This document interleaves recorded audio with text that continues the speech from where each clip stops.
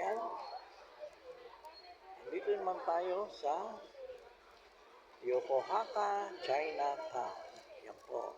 Yan po kapaligiran ng Yokohama, Chinatown. Bali, isa ito sa nakatakdang puntahan ko. Pagpunta ko rito sa pagpunta natin dito sa Yokohama. Kaya kung kayo pupunta rito sa Yokohama, iikutin nyo ang Minato Mirai, talagang gugol-gol kayo na maghapon. Kasi marami kayong pupuntahan, iikutin nyo talaga ang buong Minato Mirai. Hindi nyo may enjoy ang sarili nyo. Hindi nyo inikot ang buong Minato Mirai. Katulad ng ginawa ko ngayon, alas 6 pa lang ng umaga, umalis na ako doon sa Tokyo, dumating ako dito sa Yokohama, alas 8. Kaya maghapon ako nag-iikot. Iniikot ko, pinuntahan ko yung mga talagang pasyalan dito sa Minato Mirai. Kaya yung iba, hindi na natin maibibidyo kasi mahaba. Kaya yung mga pinuntahan kong lugar, pinicturean ko na lang. Tapos, iyaano ko sa reel para makita nyo. Kaya kung gusto nyo pumunta rito sa Yokohama, itong Minato Mirai, ang inyong puntahan at ikutin nyo. Ito ang pinaka-sentro o downtown nila, itong lugar ng Minato Mirai. Kaya yung buong Minato Mirai, talagang ang mga turista pumunta rito, lakad sila, iniikot nila yung buong Minato Mirai. Ayan po, katulad ng ginawa ko. Ayan, iikot tayo maghapon sa Minato Mirai. Kaya itong huling lugar na pinuntahan ko ay itong Chinatown. Ngayon, pagtapos kong gawin to, balik na tayo ng Tokyo.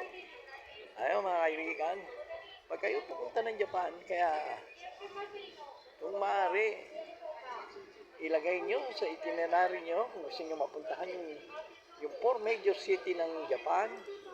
Ayan po, ano nyo, yung pasyalan nyo yun sa isang punta nyo sa Japan. Patayan nyo yung 4 major city ng Japan, yung Tokyo, Osaka, Yokohama, at Nagoya. Ako, ganyan ang gagawin ko ngayon. Nandito ako sa Tokyo, dumaan na ako dito sa Yokohama ng maghapon. Tapos, punta ako ng Osaka, pagkatapos tuloy naman ako ng Nagoya. Kaya kung kayo magbabalak ng Japan, ganun din ang gawin nyo. Puntahan nyo ang 4 major city ng Japan. Ikutin nyo malalaki, magagandang lugar sa 4 major city ng Japan. Tokyo, Osaka, Nagoya, at Yokohama. Ayan po, sa Chinatown tayo ngayon. Ayan, maraming tao rito. Ayun, no?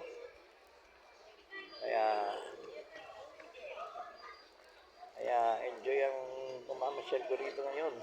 Talagang iniikot ko, mahigit 20 at 30 kilometers ang nilakad ko sa iikot.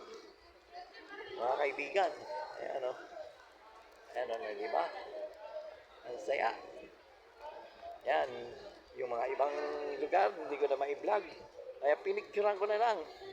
Ilalagay ko sa reel ko. Kaya, yan, kung nagbabala kayo pumunta rito sa Japan, yan, isa sa mag-iitinaryo nyo ay Yokohama. At lalo-lalo na dito sa Minato Mirai.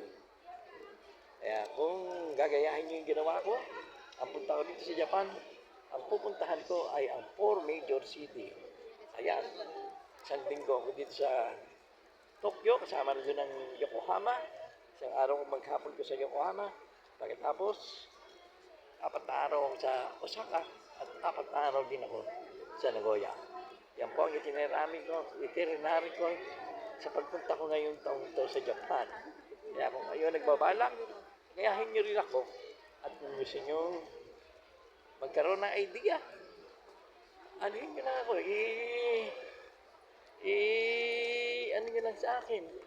Mag-inquire kayo para turo ko sa inyo kung paano mag-ikot-ikot sa Nagoya, Tokyo, Osaka, at Yokohama at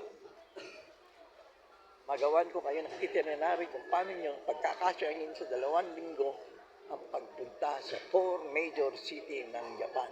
Ang Tokyo, Osaka, Nagoya at Yokohama. Ayan po mga kaibigan, nagkaroon na kayo ng idea. At sana sa mga pagpunta nyo dito sa Japan, magkaroon kayo ng idea na paano nyo magawang puntahan ang app for puntahan at ma-enjoy ang inyong pagtuturis sa 4 major city na pagpagkasya nyo sa loob ng 2 linggo ang pagpunta sa 4 major city ng Japan. Tokyo, Osaka, Nagoya at Yokohama. Salamat po.